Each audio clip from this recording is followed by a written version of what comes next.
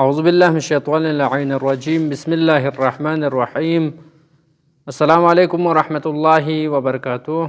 محترم ناظرین کرام، ہماری کلاس احکام شرعیہ کے بارے میں جاری ہے۔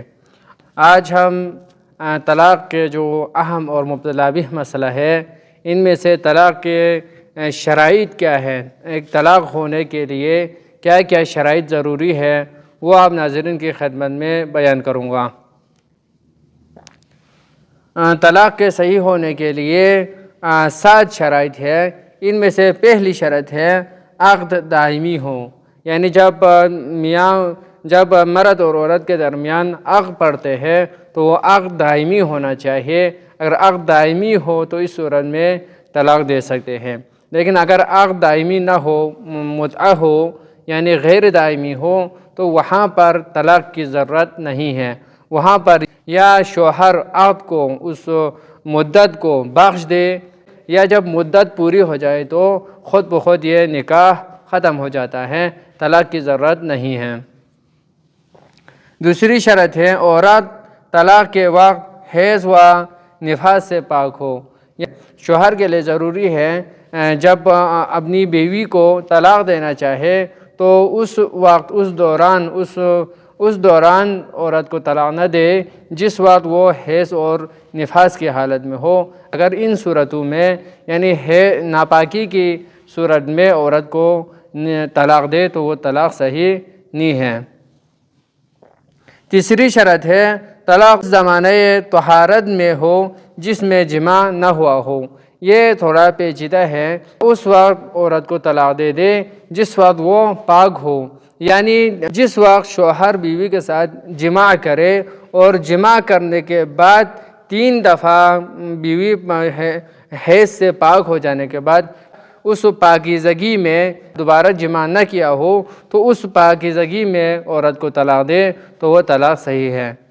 چوتھی شرط ہے عورت کا تعین ہو، یعنی اگر کسی کے 2 بیوی ہے 3 بیوی ہے تو اس صورت میں جس بیوی کو طلاق دینا چاہتے ہیں اس کو معین کرے، اس کے نام کے ساتھ میں اس بیوی کو نام لے کے کہے کہ اس بیوی کو میں طلاق دے رہا ہوں، کہہ کر اس کا نام لے کر اس کو معین کر کے طلاق دے۔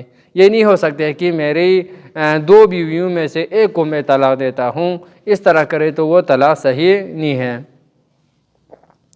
5ویں شرط ہے صیغہ طلاق صحیح عربی میں ہو۔ جب ممکن ہو کوئی آپ عربی میں صیغہ پڑھ سکتے ہو، یا آپ کے لیے کوئی وکیل ہے جو صیغے کو آپ کی طرف سے جاری کر سکتے ہیں، تو اس صورت میں صحیح عربی میں ہی طلاق دینا ضروری ہے۔ 6ٹھی شرط ہے 2 عادل گواہوں کے سامنے جو صیغہ طلاق کو سنے۔ یہ ہمارے فقہ میں، فقہ اہل بیت میں یہ شرط بہت اہم اور ضروری ہے، کیونکہ یہ نہیں ہو سکتے کہ ہمارے فقہ میں مرد اپنی بیوی کو کہے کہ میں تم کو طلاق دیتا ہوں۔ طلاق کہنے سے طلاق نہیں ہوتی ہے، نہ اس طریقے سے طلاق کر سکتے ہیں۔ یعنی 2 عادل شخص ہونا چاہیے، غیر عادل ہو یہ بھی صحیح نہیں ہے۔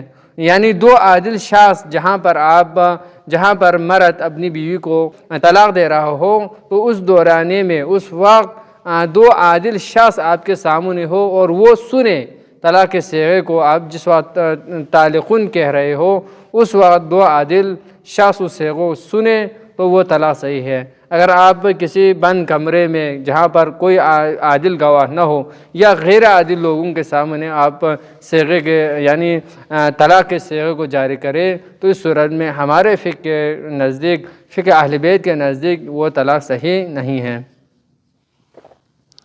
7ویں شرط ہے شوہر خود صیغہ طلاق کو جاری کرے یا کسی کو وکیل بنائے۔ آپ خود صحیح عربی جانتے ہیں اور صیغے کے تلفظ کو آپ بیان کر سکتے ہیں، تو اس صورت میں خود شوہر طلاق کے صیغے کو جاری کر سکتے ہیں، کسی اور کی ضرورت نہیں ہے۔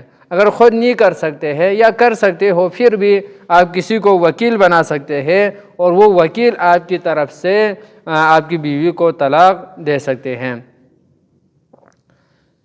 اللہم صلی علی محمد و آل محمد، والسلام ورحمۃ اللہ وبرکاتہ۔